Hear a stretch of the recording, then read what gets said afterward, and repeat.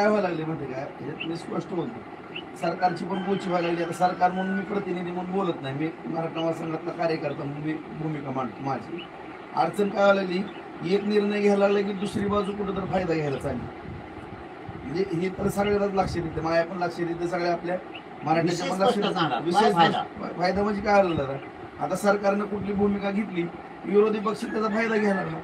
म्हणून भूमिका म्हणजे आता ओबीसीत आरक्षण द्यायचं, समजा ओबीसीत आरक्षण द्यायचं, बरं का, ओबीसीत आरक्षण द्यायचं म्हणजे विरोधी पक्षाची भूमिका काय आता, म्हणजे ठीक आहे आता मी तर अपक्ष आहे, हा ती म्हणते की तुमचा तुम्ही निर्णय घ्या दोन्हीकडनं. आता कोणी लोकसभेला फायदा घेतला, ह्यांनीच बाबा सगळं. आता हे लोक आपल्याला लिहून द्यायला तयार आहेत का, ओबीसीत देऊन टाका आरक्षण, हे ह्यांच्या आहे का सगळ्या त्यांची तयारी आहे करायची? नाही धरून नाही ना, मग त्यांची तयारीच नाही ना. एकदा मराठ्यांची नाराजी घेतली, एकदा ओबीसी, असं त्याच्यामुळं कुठलं जरी सरकार असलं, मी सरकार म्हणून बाजू मांडत नाही त्यांची, बरं का, कोणाचीही करत नाही तरफदारी, आता करणार नाही. फक्त सगळ्यांचीच भूमिका एक असावी, जी आता सगळा महाराष्ट्र सगळ्याचाच आहे, सगळ्याच पक्षाचा आहे. ह्याच्यामध्ये मग इकडले 3 पक्ष, इकडले 3 पक्ष, सगळ्यांनी जी एका बैठकीला बसावं, बाबा ही आम्हाला हा निर्णय सामूहिक घ्यायचा आहे. आपला एवढा मोठा सगळ्यात मोठा समाज मराठा आहे, मराठा समाजाने भोगलंय, सगळ्यांना मान्य. एकदाच निर्णय घ्यायचा आणि सगळ्यांनी एका छताखाली जेवून लिहून द्यावं ना तुमच्या पुढं, ही आमची ह्याच्यामध्ये तयारी. मग काय जण निघून जाते ती आणि परत वेगळंच कित्ता घेत होत बसते. ही सातत्यानं आपण बघत आलोय सगळी. पण जुन्या तर काढायचं नाही. आता जुनं आम्ही चळवळीत पण बघितलं, किती जणांनी कोणी काही कधी, काय आपल्याला राजकारणाकडे जायचं नाही किंवा काय नाही.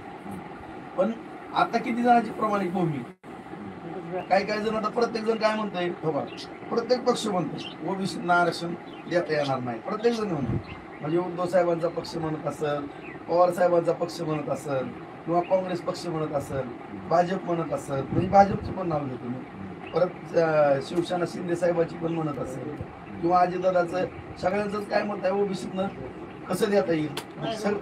उत्तर तुमचंच दिलं, आता मला द्यायचं होतं. नाही मी सांगितलं तुम्हाला, सगळे जर म्हणता तर मग आम्हाला कोण म्हणतात त्यांच्याकडून लिहून घ्या, तुम्ही द्या लिहून.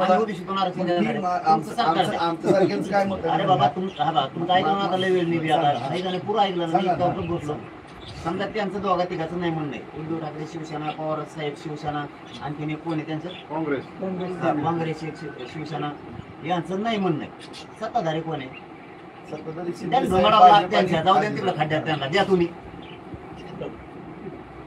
द्या ना तुम्ही, द्या ढोंगाडा मारा त्यांना, द्या काढू, चला द्या तुम्ही.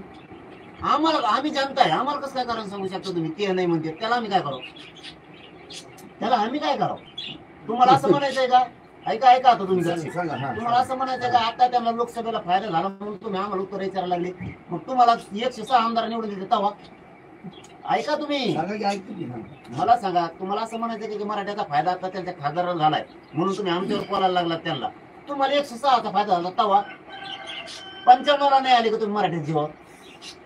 आता नाही झाले मराठ्याच्या जीवावर, ते जरी 40 वर्ष होते. आम्हाला माहिती राव ते काही नाही दिलं म्हणून तर आम्ही तुम्हाला द्या म्हणतोय ना, तुम्हाला कळणार भाषा आमची. ऐका तुम्ही, मुद्द्याला का सांगू, आता तुमचा मुद्दा कळाला आम्हाला. एबीपी माझा, उघडा डोळे बघा नीट.